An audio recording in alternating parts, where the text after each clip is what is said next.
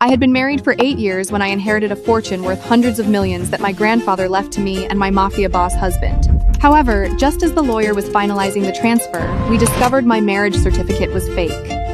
That meant the entire inheritance could only go to me. Ms. Rivers, according to the system, you were divorced a year ago. Your husband, Zane Levine, is legally married to Whitney Sanders. According to the papers, you're single. In other words, Mr. Levine has no right to claim the inheritance. Whitney, the woman Zane had once loved before he went abroad, the one he never forgot. I stared at the lawyer's message, unable to accept it. All of Zane's affection and tenderness over the years had been nothing but a lie. I had planned to tell him on our anniversary that after 8 long years of marriage, I was pregnant. It was the miracle we had both been waiting for. Yet it seemed like he had never really been looking forward to it at all. As I gently rested my hand on my belly, I told myself that even if my twins grew up without a father, they would be just fine. In this place built on nothing but lies, the only thing left for me to do was run away. When the lawyer told me that my husband of 8 years and I were already legally divorced a year ago and that he was now another woman's husband, I froze in place. Mrs. Rivers, according to the system, you were divorced a year ago. Your husband, Zane Levine, is legally married to Whitney Sanders. I was unwilling to believe it. Then my phone buzzed with a message from Zane. Baby, I just got back today. I picked up the newest handbag for you. I've got a work matter to finish, and then I'll be home to spend the evening with you. My heart was pierced by the sharp lie as I read the message. If it had been before, I would have been thrilled. He always brought me gifts whenever he came back from a business trip. This time, I was standing in the airport lobby, waiting to surprise him. Instead, I was the one who got surprised. From a distance, I saw a familiar figure emerge from the gate. He was tall and broad-shouldered. His black suit made his imposing presence stand out even more. Yet there he was, gently holding a woman by his side. His gaze was brimming with affection. That woman was glowing with happiness, her belly round with pregnancy. It was Whitney. Zane and I had grown up together. We were childhood sweethearts who had never been apart in 28 years. I had once believed our love was unshakable, that no one could ever come between us. However, it turned out to be nothing more than poison wrapped in the sweetness of candy. I remembered how we had lost our marriage certificate once. He told me his assistant would handle the replacement. I even signed some kind of paper back then. As I recalled it now, that must have been the divorce papers. The thought stabbed through me like needles. I clutched the bouquet I brought for him so tightly that my nails dug into my palms. I gave him one last lingering look, then turned around and dropped the flowers into the trash can. I walked home in a daze, went into the bathroom and reached for a pregnancy test. 2 bright lines appeared, and all I could think was how cruelly fate had toyed with me. 3 months ago, I went alone to the hospital for my 12th round of IVF. We had never been able to have a child all these years. He always told me it did not matter, and that even without children, he would give me all his love. The previous attempts had all failed. Hope crumbled into despair each time. Yet I still longed for a child. It would be living proof of our love. 6 months ago, while he was away on another trip, I used the frozen samples we had saved to try one last time. Just yesterday, the doctor told me it had worked and the fetuses were healthy. Congratulations, Mrs. Rivers. You're over 3 months pregnant with a healthy set of twins. I had planned to surprise Zane with the news on our anniversary. However, it turned out that he was already fathering another woman's child. No wonder he never cared much about whether we had kids of our own. He already had another family elsewhere. Suddenly, I heard footsteps outside. Zane's silhouette emerged in the... I quickly wiped my tears, hid the test behind me, and slipped it into my pocket. Babe, why didn't you answer my text? I was so worried something had happened to you. He rushed to my side, his expression etched with anxiety. I lowered my head, avoiding his burning gaze. I was out shopping with a friend. My phone died. I forced out a shaky smile. Back when we were still dating, there were times I would ignore his calls out of spite. He would get so frantic that he would send a helicopter to search the entire city for me. That love and devotion were reserved for someone else now. He pulled me into his arms, resting his chin against the top of my head. His voice was deep and soft, almost tender. Don't do that again.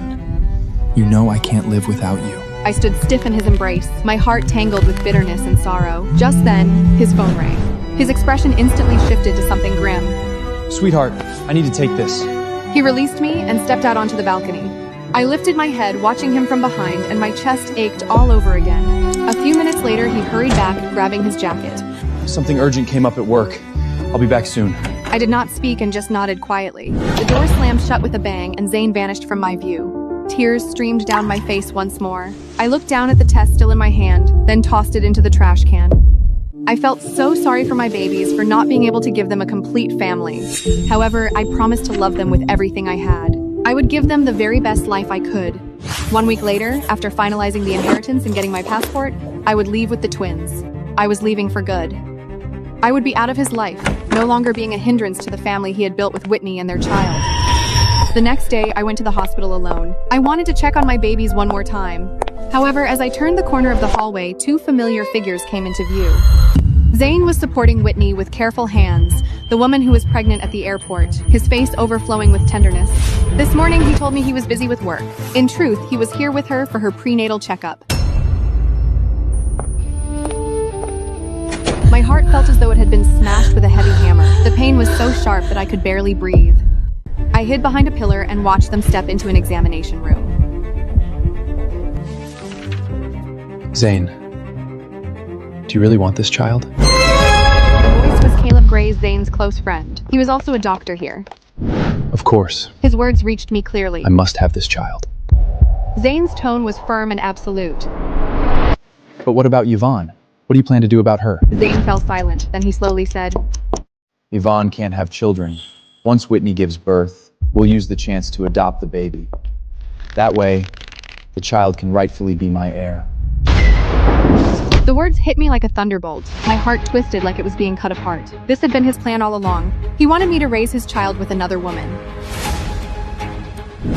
I covered my mouth, stifling the sobs that threatened to break it. Tears fell in silence, tracing down my cheeks. Whitney finished her examination and walked out of the room. Zane, am I making things difficult for you? She asked carefully. Her expression was full of wounded sorrow. It's all my fault. I never should have told you about the pregnancy. I was planning to get rid of the baby. Her voice cracked, thick with tears. But the doctor said if I do, I'll never be able to have children again. Zane patted her shoulder gently, his voice warm and tender. It's not your fault. She's bound to find out sooner or later. Whitney lowered her head. Her voice was choked as she spoke again. I know Mrs. Rivers won't like me, but I'll do my best to win her over. Don't worry. I'll move into your house as an aunt to take care of her and the child after the baby is born. Zane patted her shoulder again when he heard those words. I'm sorry. My chest tightened as I watched them. The air was squeezing out of my lungs. A few minutes later, Zane left to collect her medicine, leaving Whitney alone in the hallway. She straightened her clothes, then curved her lips into a cold smile as she slowly walked toward me. Mrs. Rivers, you've been hiding here for quite a while. You heard everything, didn't you? I pressed my lips together and said nothing. You heard everything, didn't you? Whitney raised an eyebrow. Her eyes gleamed with nothing but challenge and contempt. I drew in a deep breath, trying to avoid a confrontation. I turned around to leave. However, she stepped in front of me, blocking my way as she put on a taunting smile. If you're smart enough, you'll walk away on your own.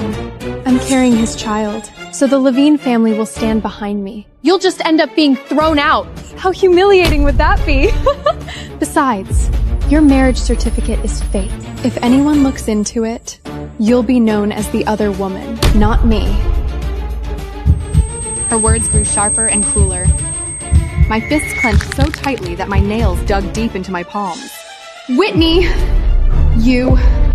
I had just opened my mouth when hurried footsteps echoed down the hall. Zane was back. Whitney's expression instantly shifted. Gone was the mocking smile, replaced by fragile innocence. Mrs. Rivers, I know you don't like me, but the baby is innocent. Please, don't take it out on the... Clutching her stomach while her face contorted in pain. Zane shouted and rushed over to pick her up at once. Whitney! Zane shouted, rushing toward her. Yvonne, what did you do to her? His glare cut into me, full of anger and disappointment. I was stunned for a moment, at a loss for words. I didn't do anything. I wanted to explain that she had thrown herself to the ground, but Zane wouldn't give me a chance. He only gave me one look, and the distrust in his eyes extinguished the last bit of hope I had like ice water. Whitney, leaning in Zane's arms, sobbed weakly, but her eyes secretly looked at me over his shoulder, and a hint of triumphant coldness flickered at the corner of her lips.